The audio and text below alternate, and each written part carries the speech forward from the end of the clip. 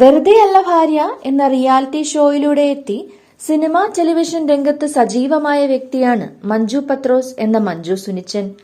Big Boss season 2-ൽ മത്സരാർത്ഥിയായി എത്തിയ ശേഷം നിരവധി വിവാദങ്ങളും സൈബർ ആക്രമണങ്ങളും മഞ്ജുവിന് നേരിടേണ്ടി വന്നിട്ടുണ്ട്. ഇതിനിടെ നിരവധി സിനിമകളിൽ വേഷമിട്ട മഞ്ജു മീര ജാസ്മിന്റെ രണ്ടാം വരവിലെ ചിത്രമായ ക്യൂൻ എലിസബത്തിലാണ് അവസാനം അഭിനയിച്ചത്.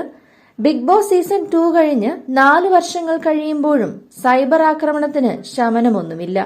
അടുത്തിടെ വെറുതെയല്ല ഭാര്യയിലെ മറ്റൊരു മത്സരാർത്ഥിയും ഉറ്റ സുഹൃത്തുമായ സിമിയോടൊപ്പം മഞ്ജു തായ്ലൻഡിൽ പോയ ഫോട്ടോകളും വീഡിയോകളും സോഷ്യൽ മീഡിയയിൽ പോസ്റ്റ് ചെയ്തിരുന്നു. ഇതിന് വളരെ മോശം രീതിയിലുള്ള കമന്റുകളാണ് ലഭിച്ചത്. അതിലൊരു കമന്റ് മഞ്ജുവിനെ ചൊടിപ്പിച്ചു.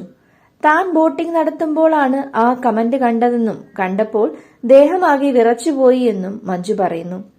ഷാനിഷ് എന്ന വ്യക്തിയുടെ കമന്റാണത്. കമന്റിൽ പറയുന്നത് മഞ്ജു തന്റെ ഭർത്താവിനെ ഗൾഫിലോട്ട് പറഞ്ഞുവിട്ടു, ആകെയുള്ളൊരു ആൺകുട്ടിയെ എവിടെയോ കൊണ്ടുവിട്ടു എന്നാണ്. എന്റെ ജീവിതത്തെപ്പറ്റി എന്തറിഞ്ഞിട്ടാണ് ഷാനിഷ് ഇങ്ങനെ പറയുന്നതെന്ന് മഞ്ജു ചോദിക്കുന്നു. ജോലിക്ക് പോകുന്ന അമ്മമാർ മക്കളെ വീട്ടിലാക്കിയിട്ട് പോയാൽ അതിനർത്ഥം അവർ കുഞ്ഞിനെ ഉപേക്ഷിച്ചു എന്നാണോ?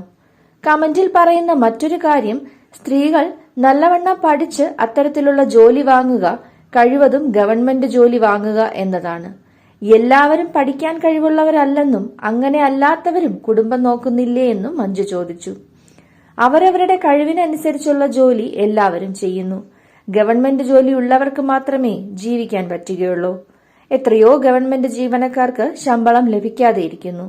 ഷാനിഷ് പറയുന്ന മറ്റൊരു കാര്യം സിനിമാ മോഡലിംഗ് എന്നൊക്കെ പറഞ്ഞു നടന്നാൽ ജീവിതം നശിച്ചു പോകും, സിനിമാക്കാരെ അനുകരിച്ചാൽ അവരുടെ ജീവിതം പോലെയായി പോകും എന്നൊക്കെയാണ്. ഇതിന് ഷാനിഷ് മിക്കവാറും ഏതെങ്കിലും സിനിമാ നടനെ അനുകരിക്കാൻ ശ്രമിച്ച് പരാജയപ്പെട്ട ആളായിരിക്കും. കഴിവുകൂടെ ഉണ്ടെങ്കിലേ രക്ഷപ്പെടൂ എന്ന് മഞ്ജു മറുപടി നൽകി. എന്റെ മകനെ എന്റെ മരണം വരെ ഞാൻ പൊന്നുപോലെ നോക്കും. ഇങ്ങനെ ഒരു കമന്റ് കണ്ടപ്പോൾ ഞാൻ കരഞ്ഞുപോയി.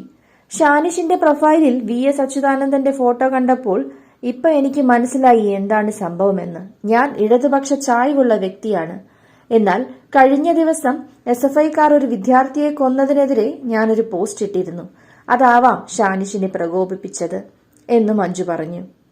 ഞങ്ങൾ തിരിച്ച് വീട്ടിലേക്ക് തന്നെയാണ് തിരിച്ചു പോകുന്നത്. നമ്മൾ ഒരു സ്ഥലത്തേക്ക് യാത്ര പോയാൽ അതിനർത്ഥം കുടുംബം ഉപേക്ഷിച്ചു എന്നല്ല എന്നും മഞ്ജു പറഞ്ഞു. നിരവധി പേരാണ് മഞ്ജുവിനെ സപ്പോർട്ട് ചെയ്ത് എത്തിയത്. ചിലർ കുറ്റം പറയാൻ വേണ്ടി മാത്രമാണ് സോഷ്യൽ മീഡിയ ഉപയോഗിക്കുന്നതെന്നും അധ്വാനിച്ച് മുന്നേറുന്നവരെ കാണുമ്പോൾ ചിലർ തളർത്താൻ നോക്കുമെന്നും ആളുകൾ അഭിപ്രായപ്പെട്ടു.